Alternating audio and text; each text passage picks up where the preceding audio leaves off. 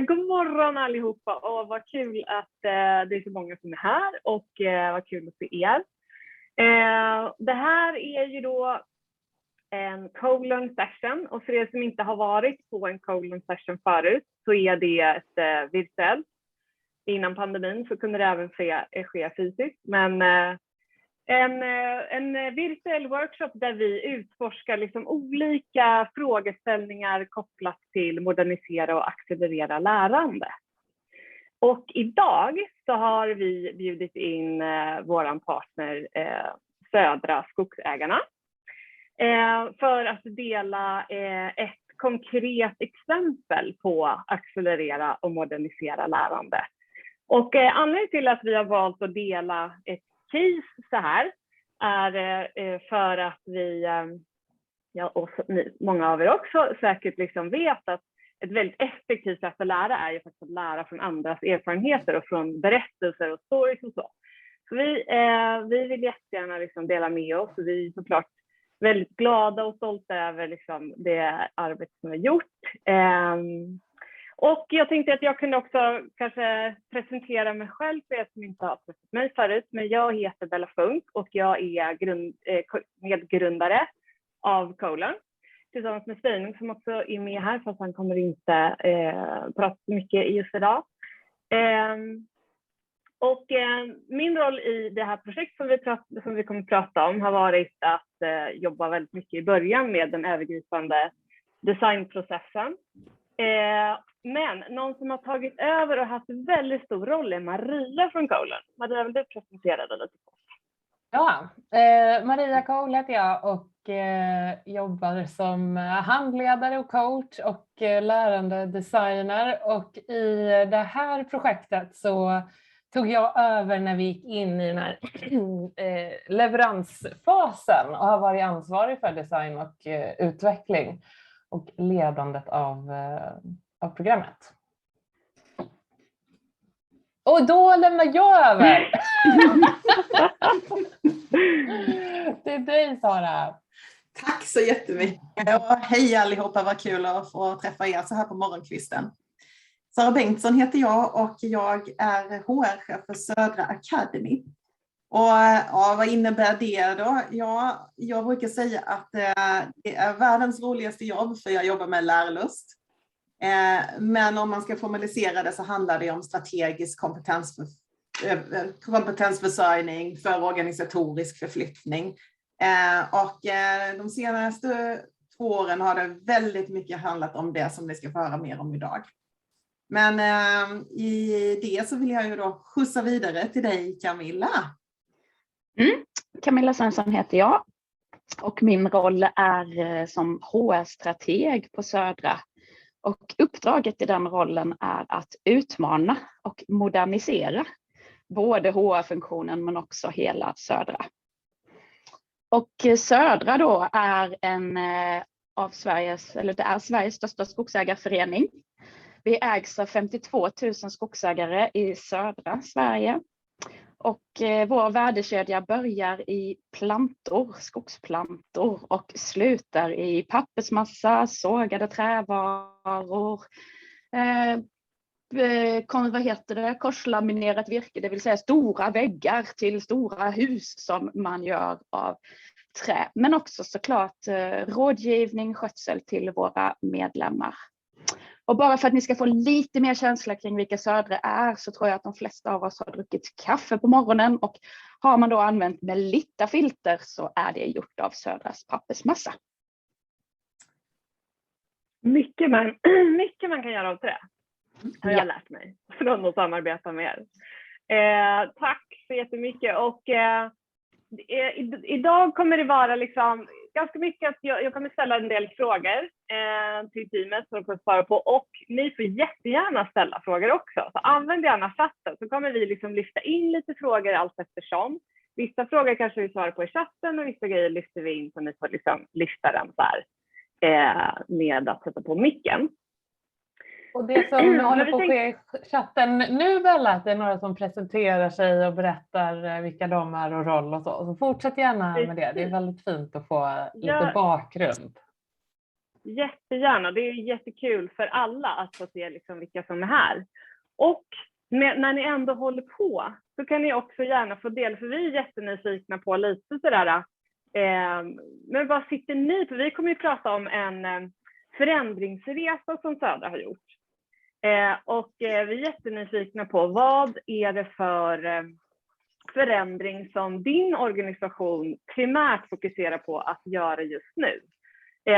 Det kanske är svårt att säga än, men kanske som är mest top of mind för dig utifrån där du sitter.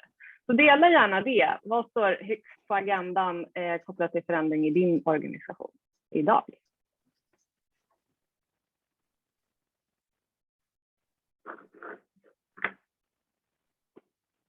Vi får börja få in Rebecka från Handelsbanken, pratar om att förändra och utveckla hur vi möter kund. Och sen har vi Susanne Fugsang här från Innovation Pioneers också.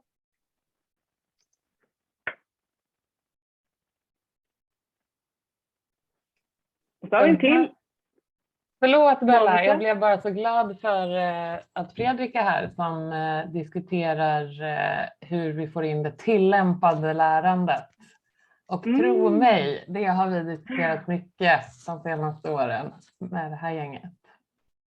Och vi har inte diskuterat färdigt, så det är gärna både här idag och med fler längre fram. Ja. Man kan ju liksom inte diskutera klart det. Nej, det är en kontinuerlig nöt att knäcka. Och sen har vi Anna från Scania. Främja lärandekultur. Och vad stod det? Flyttade den. Strategiska plattformar och sätta struktur i organisationen som stöttar det dagliga lärandet. Också väldigt kopplat till vad vi kommer att prata om idag. Och sen har vi Mattias. Separationsprocess där affärsområde ska separeras från Sandvik och börsnoteras. Det innebär massa lärande. Det kan jag verkligen tänka mig. Ja, det kommer in en hel del här. Och jag tänker att vi får grotta oss ner och få läsa igenom och få lite känsla av vilka som är här. Så ska vi också gå vidare till att faktiskt prata lite om den här förändringen som ni nu formulerar i chatten. Hur såg den ut för er, Camilla och Sara, när ni började den här resan? Så vi liksom går tillbaka till där allt började. Vad var det för uppdrag ni egentligen fick? Camilla, vill du ta lid på den? Men gärna. Södra har alltid satsat väldigt mycket på utveckling och har haft ett fint ledarutvecklingsprogram med lång historia. Och det var väldigt uppskattat hos våra deltagare, men svårt för oss att hitta den här mätbara effekten ut i vardagen.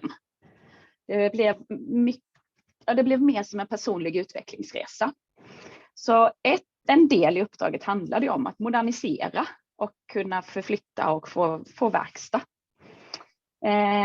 Ett annat handlade ju om allt det som vi alla lever i, den ständiga omvärldsrörelsen, den exponentiella utvecklingen och också då lärandets betydelse för att hänga med i den. Och då pratar vi om lärandet i vardagen där det verkligen händer.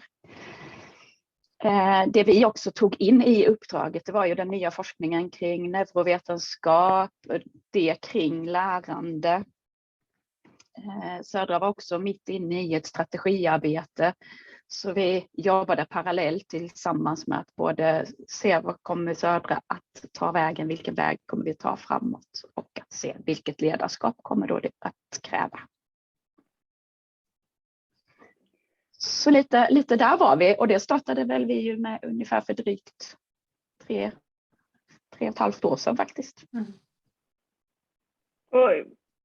Jag tänker sådär, hur tog ni an det? När ni var här, Södra hade den här nya strategin på gång och ni hade det här uppdraget att modernisera ledarskapsprogrammet. Vad hände då? Vad gjorde ni? Alltså vi tog ju oss an uppdraget med en stor passion för lärande och ledarskap och med en stor nyfikenhet.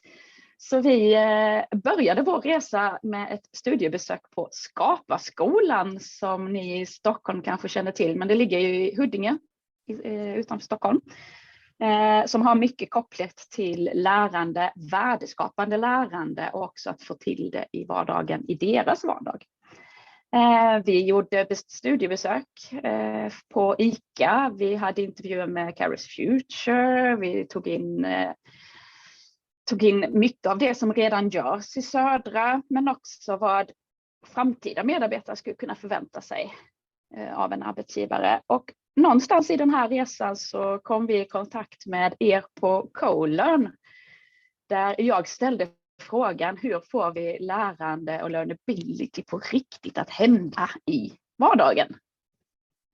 Via vår hemsida kom det lite kryptiskt med. Ja. Ja, men jag blev nyfiken. Och det var ju nyfikenheten som har präglat mitt och Saras engagemang i den här frågan, som har hållit det högt hela vägen. Precis. Det ser ut som du är på väg att säga något, Sara. Ja, men jag blir sugen på att haka på. Ja, gör det. Det Camilla beskriver nu, det landade i någon form av förstudie som vi kallade Destination Lärlust.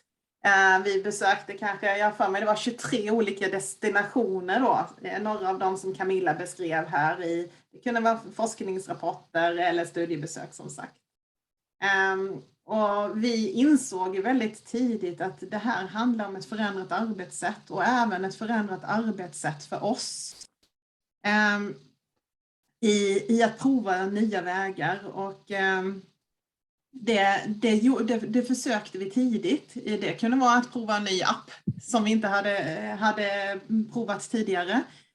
Men också det här modiga beslutet då att ta in CoLearn för att se, kan vi som tyckte att vi har designat utbildningar ganska mycket tidigare och bra respons på vår design och leverans på ledarutveckling. Men om vi ska göra lite annorlunda, hur skulle det kunna se ut? Så destination kickstarten. Får jag fråga där, du sa att det var modigt att ta in oss. Varför tyckte du det var modigt?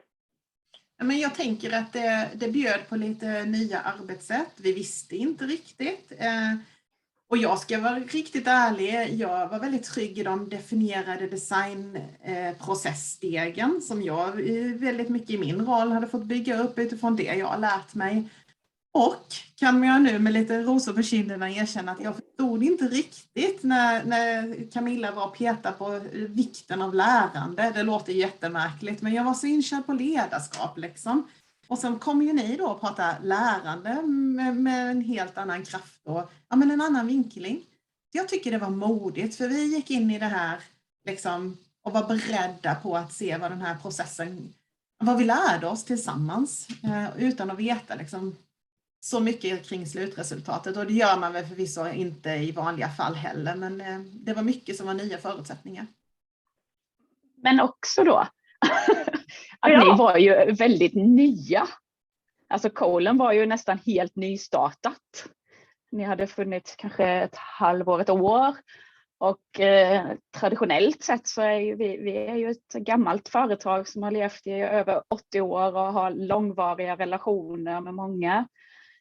Och att hoppa på det var ju också för oss ganska modigt, att få in en helt nyetablerad partner. Mm.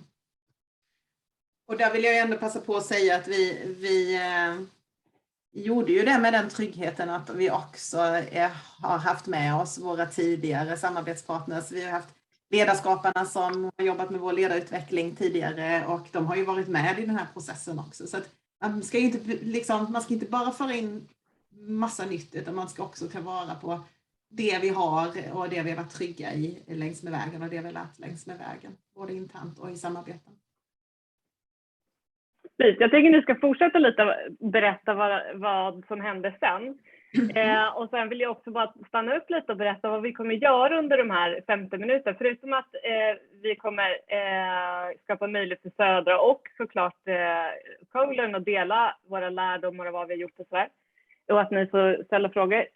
Så kommer vi liksom nu först gå igenom hur tog vi oss an det här uppdraget?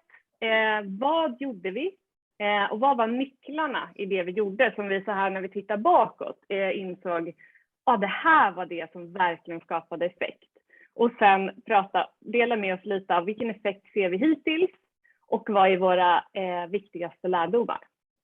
Så det är liksom lite flödet. Och som Maria har skrivit i chatten, när ni blir nyfikna kring någonting, använd chatten så kanske vi kan lyfta upp den eller så svarar någon direkt i chatten. Bra. Vad hände sen då, Sara, Camilla? Ni landade i ett samarbete med oss och du pratade om att ni fortsatte samarbeta också med ledarskaparna. Vill du berätta lite mer vad som hände sen? Ja, men sen kastade vi oss in i nyfiket utforskande.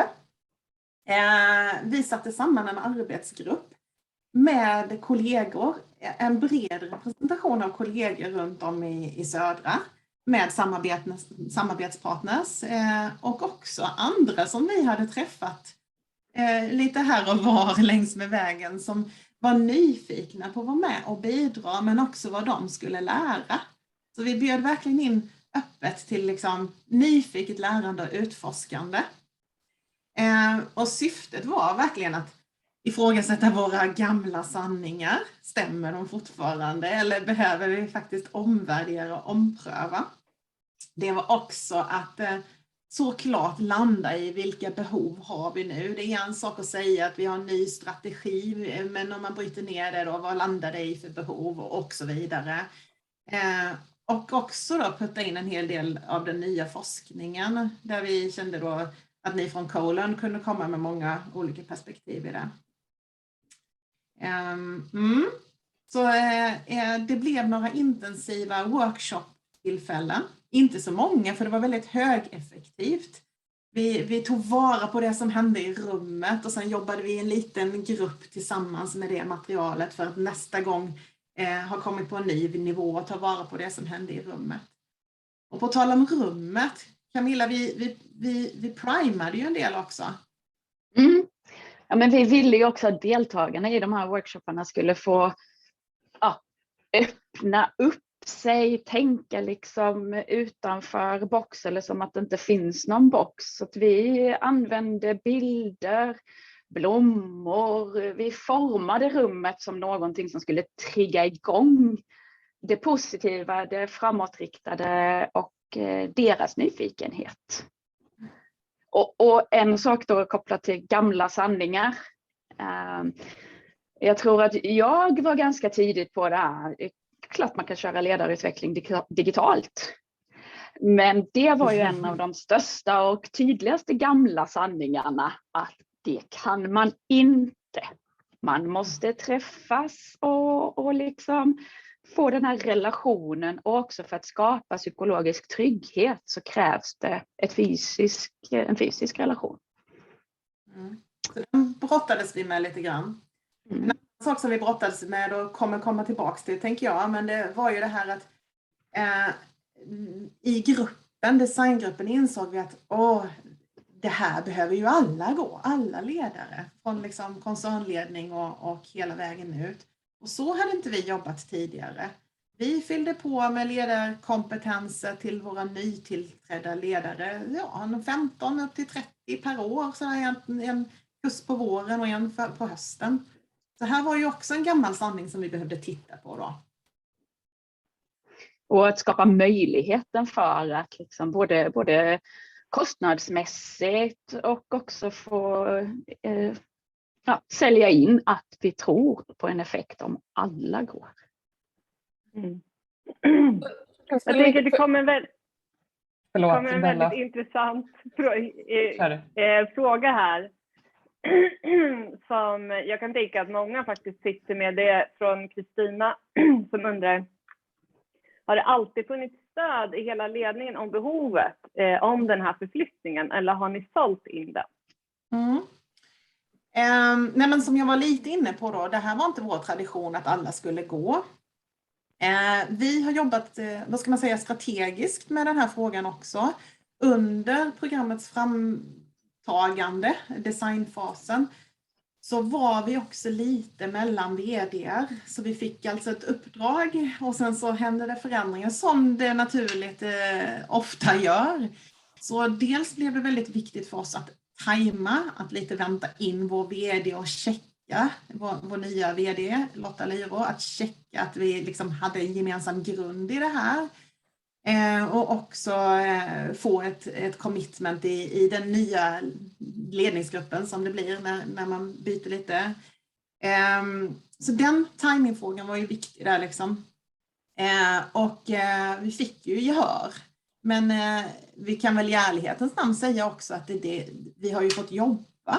Alltså vi har ju behövt veta vårt varför väldigt tydligt. Och tydligt från vår vd och vår koncernledning är att man förväntar sig att alla tar ett ansvar och sätter sig i förarsätet, oaktat om man jobbar med det som jag och Camilla gör eller vad man jobbar med. Och det har ju vi gjort här. Vi har jobbat medvetet med en dialog in i koncernledningen för att vi har ju vetat vad vi har velat och det matchade, men det har också krävts dialog och samarbete. Och det känns ju superroligt såklart. Så det var ingen självklarhet rakt av från början. Men att ledarutveckling har alltid varit en självklarhet för oss. Ja. Ja, men vad fint. Jag hoppas att ni har fått en liksom bra bild av varför Södra behövde liksom göra en förändring. Och vad det var för typ av förändring med hur ni skulle åstadkomma den här förändringen som ni faktiskt var inne på. Det här med att liksom tänka saker flera kan gå samtidigt, ni kan få till en rörelse, att det kan vara digitalt och att det handlade mycket liksom om den strategiska förflyttningen också. Jag tänker det vore lite intressant att gå vidare nu. Jag kan tänka att några är lite nyfikna, men vad gjorde ni då? Mm. Att gå vidare lite på lösningen. Vad är det liksom, vad landade vi efter den här kollaborativa processen som du nämnde, Sara, där vi i en större konstellation med folk från Södra och det var olika partners och samarbetspartners som ni hade och även nyfikna andra organisationer som ville vara en del av processen. Man kan säga att jag ska börja faktiskt dela skärm nu, tänkte jag. Men man kan säga att det som hela den designprocessen på något sätt resulterade i var en frågeställning som blev liksom någonting som vi jobbade efter. Och det är hur kan vi stärka lärandet i vardagen, utveckla ledarskap och få en snabb rörelse mot strategin. Och det landade i en förenklad bild som så här. Jag kan ju tillägga att ett av era, Sara och Camilla, i det här snabb rörelse, ett av era beslut som faktiskt landade väldigt starkt och var lite så här, det var ju att ni bestämde att alla ledare, alltså inte bara de som är chefer utan som leder, det var en bredare definition av ledarskap, ska gå liksom igenom den här rörelsen. Vilket landade i ungefär 600 personer som ska gå igenom det på 2 år. Så att designen egentligen resulterade i att max 80 personer åt gången under cirka 21 veckor går igenom en resa som egentligen börjar i omvärlden, strategin, liksom kontexten som vi lever i just nu, till leda mig själv, leda andra, leda utveckling och sen liksom etablera ett hållbart kontinuerligt förändring och lärande liksom, arbete. Och väldigt mycket nyckeln i hela den här resan har ju då varit, apropå det som Fredrik nämnde i checken, att tillämpa lärande. Det har varit att fokusera på liksom, beteendet och tillämpning av lärande hela tiden.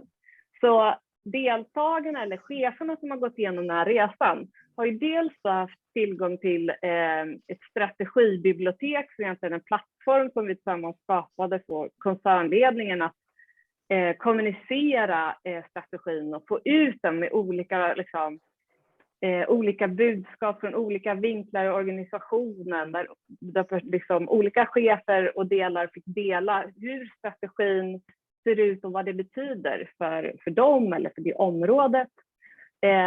I kombination med en verktygslåda med väldigt konkreta exempel och tips på vad cheferna skulle kunna göra med sina team för att leda andra eller leda utveckling och såklart även leda mig själv. I grunden på den här resan så har deltagarna haft använt sig av ett verktyg som egentligen hjälper dem att utifrån strategin, utifrån sin egen motivation, jobba med stretchmål.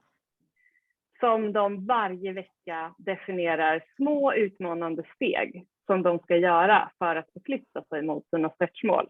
I kombination med att varje vecka reflektera.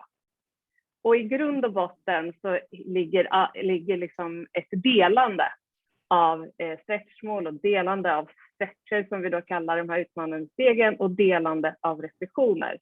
För att få till liksom, ett lärande emellan alla dessa liksom, chefer och ett beteende och en vana att dela med sig av det här.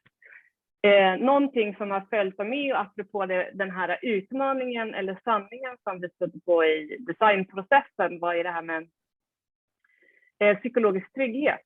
Hur ska vi kunna skapa psykologisk trygghet när vi inte liksom kan samla dem och ses fysiskt? Och det vi har jobbat med under den här resan har varit, och det kan jag tänka mig att många under den här pandemin har börjat använda sig av, men är mindre intima lärgrupper, alltså cirka 5 personer som träffas varje vecka i olika, liksom, med en coach ibland, själva ibland eller i en helgruppssession ibland.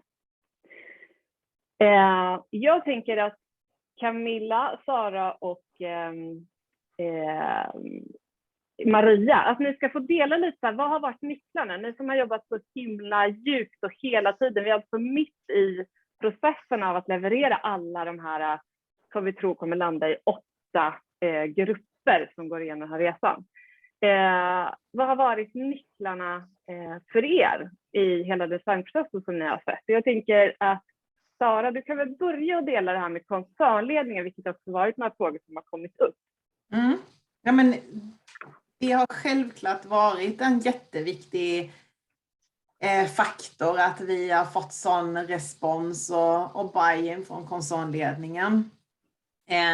För det är ju verkligen ett ledningsverktyg här, vår tajta koppling till strategin och då hjälpen genom ledarskap och lärande. Så det är ju en väldigt viktig faktor.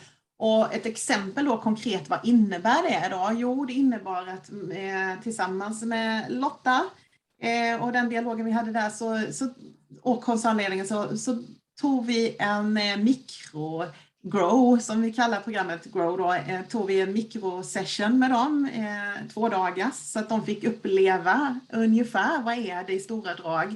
Och där var det verkligen upplevelse också. Vi försökte både informera kring upplägg men låta dem uppleva, sätta sina egna MIG, most important goal, och göra sin första stretch. Så det var startskottet, och sen nu går koncernledningsdeltagarna utspritt i de olika gruppstaterna. Så de går hela programmet också.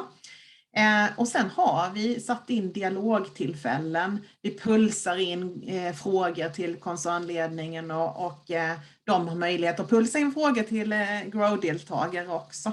Så det är en viktig nyckelinsats och insikt.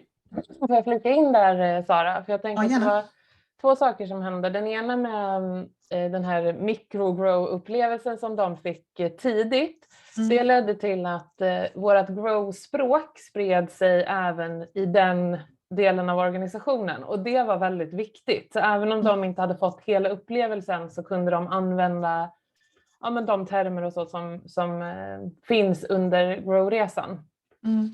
Så det tänkte jag var den ena saken som jag ville lägga till. Och sen också det här med att pulsen där information för i grow, när vi går igenom så här många ledare under så kort tid så blir ju det en fantastisk datakälla till vad sker i organisationen och hur påverkas vi på golvet och det som sker. Och Södra är en stor organisation med väldigt spridda affärsområden.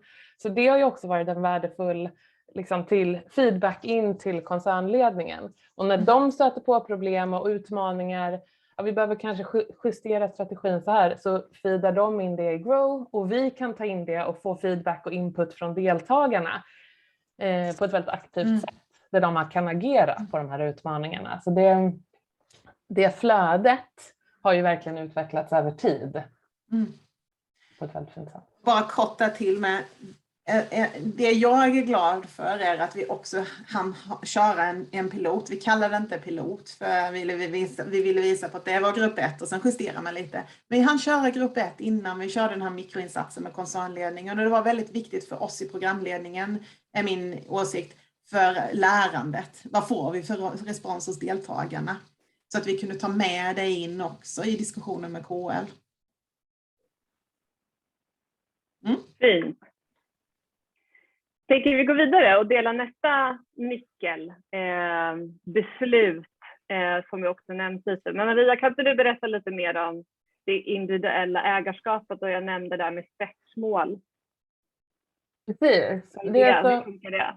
Ja, så när deltagarna, det som vi ville göra var att slå ihop strategiaccelerator med ledarskaps- och ledarutvecklingsprogrammet. Och det var viktigt för oss att de här 2 målen, vi kallar dem då för stretchmål, har liksom lika stor vikt. Vi brukar prata om dem som åror. Att den här strategiska förflyttningen som deltagaren definierar själv, så här ska jag bidra till vår gemensamma strategi, och deras personliga utvecklingsmål, de har samma tyngd. Och det har varit de får jobba med båda de här 2 målen tidigt i resan. De är lika viktiga. Men det har också skapat en massa utmaningar såklart, för att som deltagare så vill man gärna få så här, nu har jag gjort min läxa, nu har jag gjort mitt jobb, nu får jag godkänt eller så. Men de sätter ju hela tiden sina egna mål och skapar sina stretcher, sina små steg varje vecka för att förflytta sig mot sina mål. Och vi lägger ingen värdering i om det är bra stretch eller om de har uppnått sitt mål, utan det är ju själva framflyttningen som är det viktiga. Men det skapar också en viss har jag gjort tillräckligt? Är jag bra nog? Dåligt samvete är något som vi får liksom jobba med hela tiden. Att det räcker. Man får skapa sina mål utefter sina förutsättningar och ambition. Och det är massa saker som spelar in. Och kan jag få tillägga också där att vi liksom uppmanar och bjudit in dem till att jobba, även fast de inte vet exakt vilket stretchmål kopplat till strategin de borde ha. Vad känns mest relevant just nu? Allt eftersom de gör stretcher och utmanar sig så kommer de inse kanske att det här är inte rätt stretchmål, eller det här, jag borde fokusera på det här istället. Ändra det. Det viktigaste är att man hela tiden liksom har ett fokus och utmanar sig själv mot det fokuset. Att det är ett aktivt val, så att du har det här ägarskapet i. Så att, ni har ju pratat väldigt mycket om den skateboardversionen av ett stretchmål, Maria. Och jag tycker att det är också sån... tidigt i resan så pushar vi deltagarna att definiera sina mål, och där stöter vi också på ganska mycket motstånd. Men jag vet inte än och jag behöver mer information och så. Absolut, men liksom skapa det utifrån det du faktiskt vet nu och iterera och utveckla din skateboard. Så småningom kommer den att bli en bil, men i dagsläget behöver det bara vara en skateboard. Och senast igår så pratade jag med en deltagare som är liksom i sluttampen på sin resa. Han har 4 veckor kvar och väljer nu att göra om sitt mål på den strategiska förflyttningen. För förutsättningarna har ändrats, men han vill inte lägga ner sin resa nu, utan liksom, då uppdaterar man och skapar en ny version.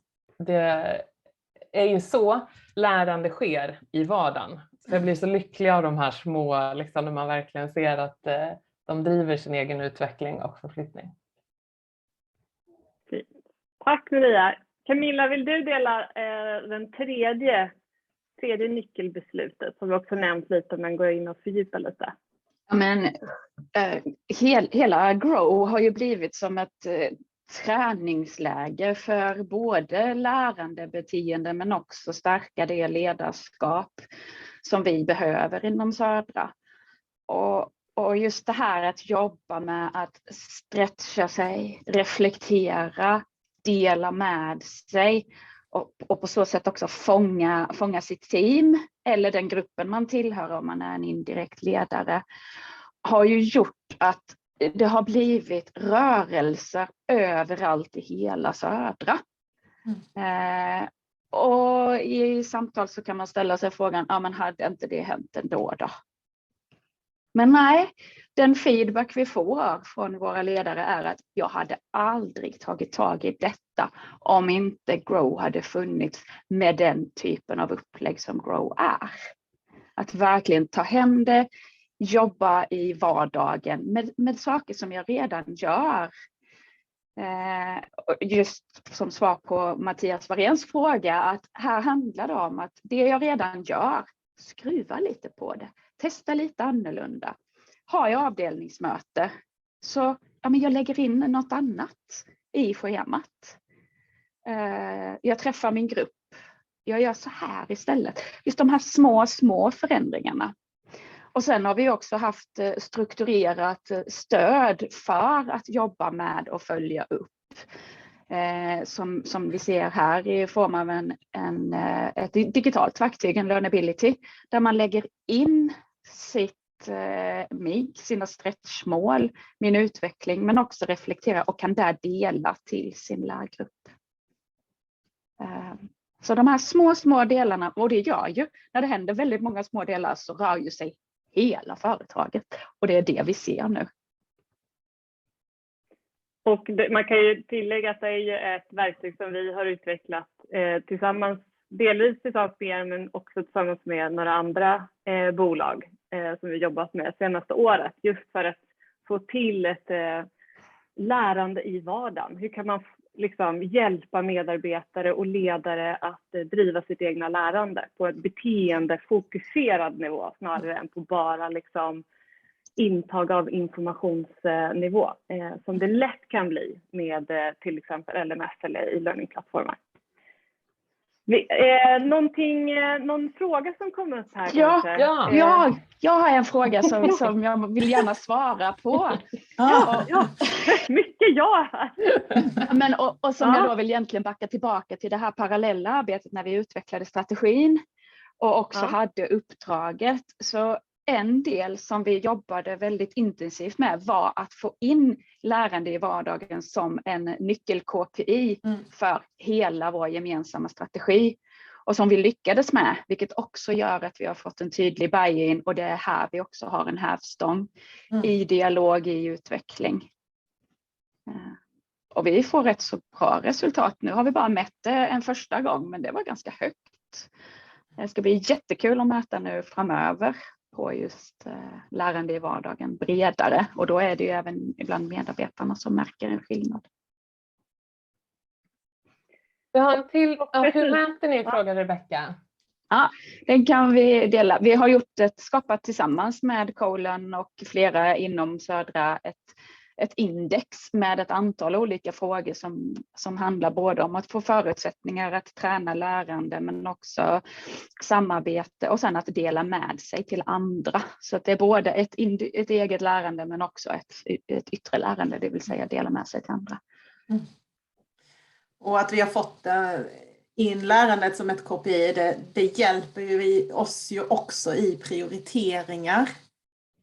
Det är fortfarande utmaning att prioritera, det tror jag vi alla känner i vår vardag. Men jag såg det fanns ju en fråga om det här med tid också. Och det här är ett av våra kärn-KPI:er och blir då alltså viktigt att prioritera. Det här verkar vara en väldigt relevant...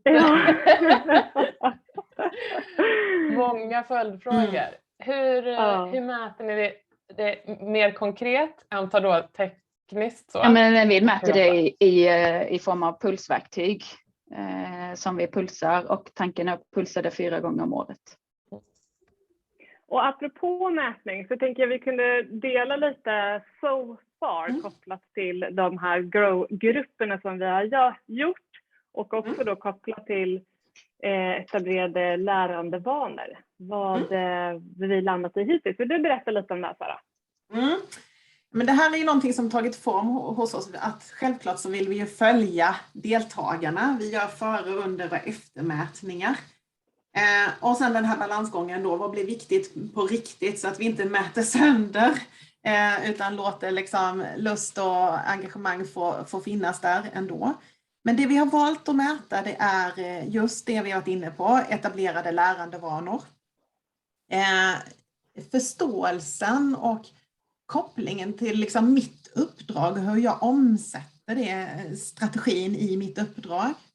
Och också hur man förstår, tar till sig och använder ledarkompetenser. Vi har definierat ett antal ledarkompetenser. Det blev också ett arbete som löpte parallellt men väldigt tidigt i den här designprocessen.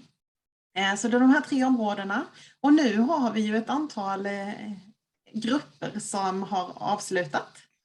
Så vi börjar kunna få eftervärden också. Så som ni ser i de gröna bollarna här, så är det då slutsummeringen inom de här 3 mätområdena när man har genomfört Grow. Och Bella, vad ska vi tänka om de här siffrorna då?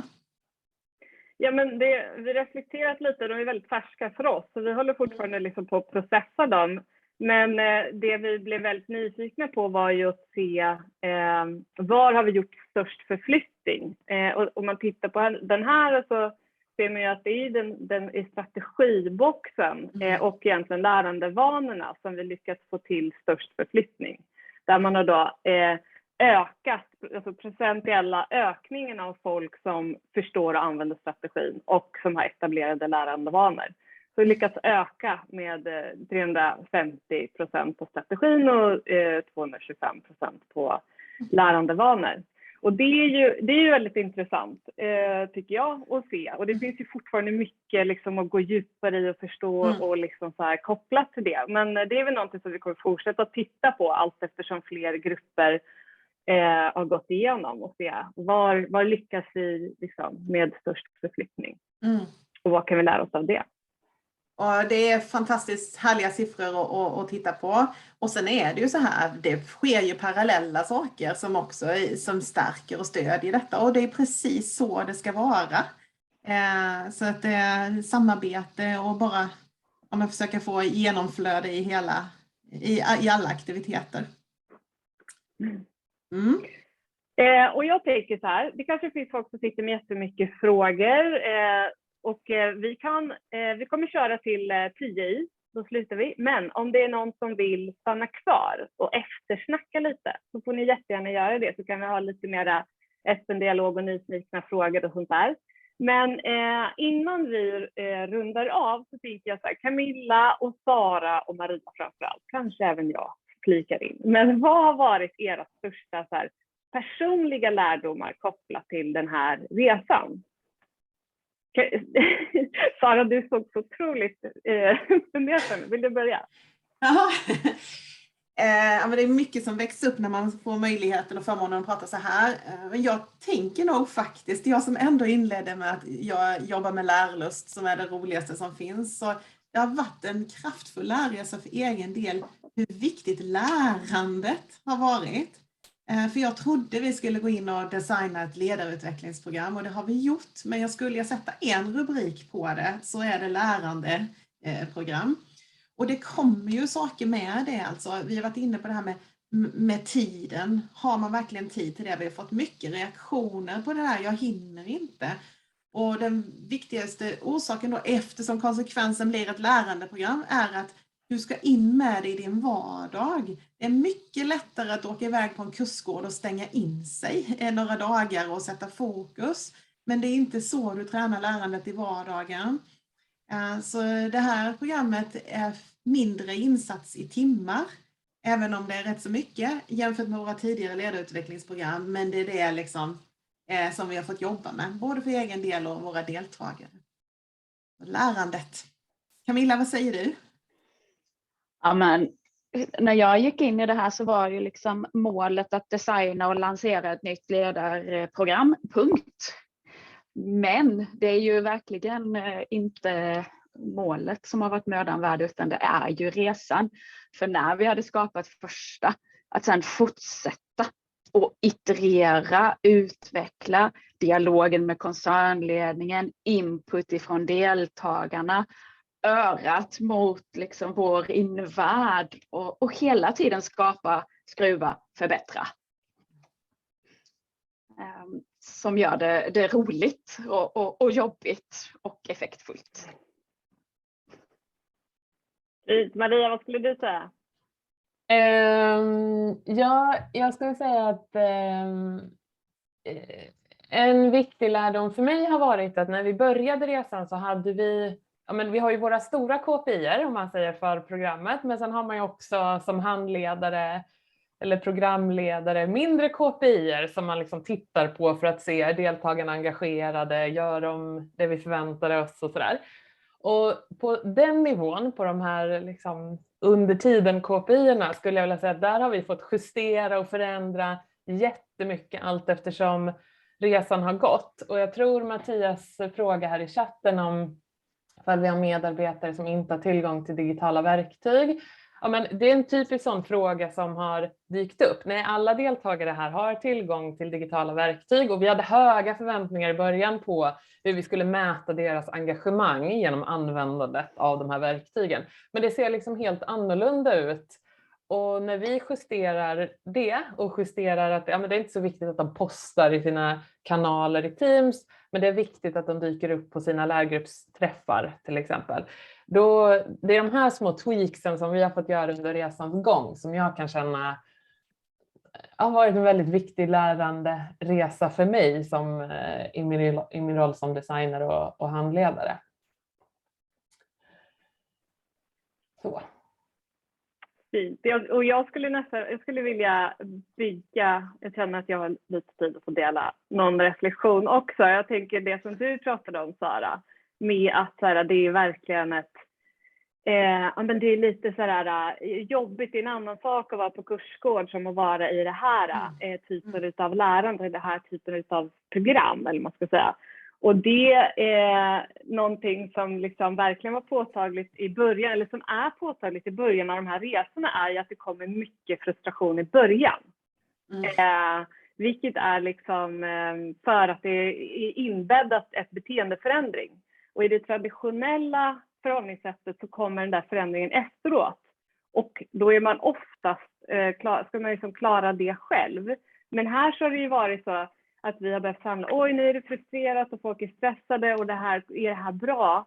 Men att det är det som det är en del av resan och att där har vi fått hålla varandra lite i handen. För att sen liksom när gruppen börjar liksom ta sig igenom resan har hittat ett sätt att förhålla sig till ett ägarskap kring det, en vana kring det. Och det är väl någonting som på något sätt förstärks i alla fall för mitt lärande. Hur viktigt det är att finnas där och hjälpa folk att ta sig igenom den beteendeförändringen. Och sen en till grej som jag skulle vilja nämna som jag tycker har varit nyckel är ett partnerskap som vi har snarare än så här kund-konsult. Vi har jobbat så otroligt kollaborativt och flexibelt och liksom anpassningsbart hela tiden. Och det tycker jag har liksom, hade vi inte haft den setupen så hade vi inte kunnat vara så anpassningsbara kontinuerligt eller smarta liksom kontinuerligt eller utmana varandra kontinuerligt. Så det är väl också en sån grej som jag personligen liksom tar med mig. Och nu är vi jättenyfikna på också, vad tar ni med er? Vad är det största liksom, takeawayen för er kopplat till det vi har delat? Ni får jättegärna dela en mening eller någonting, vad som står ut för er i chatten. Får man passa på att ta lite röst till då? Ja, gör det. Men jag vill också verkligen lyfta fram modet och hos våra deltagare som så liksom genuint har gett sig in på den här lärresan. För det kräver mod. Och det känner jag mig väldigt så, ja, men varm över. Det är häftigt. Och sen vill jag också passa på att tacka för fin feedback som kommer i chatten. Det är superroligt, och frågorna också. Man önskar ju att man hade kunnat sitta här en hel förmiddag. Tack så hemskt mycket för fin feedback. Ja, verkligen. Och som sagt, vi kan stanna för lite eftersnack här. Och det var ju nästan som att du liksom skapade lite en brygga till att tacka för idag, och tack för att alla ni kommit, och vi fortsätter att ha Colen-sessioner, så ni kan signa upp för det, så ni får liksom inbjudan varje gång, och ni är välkomna att höra av er, kan jag tänka, men nu pratar jag för er, men jag tänker till er med nyfikna frågor eller till oss. Så hoppas vi att vi ses i flera sammanhang framöver, så får ni ha en jättefin vårdag. Tack för idag, och för er som vill stanna är ni välkomna att stanna en stund till. Så kan vi lyfta lite frågor. Mycket.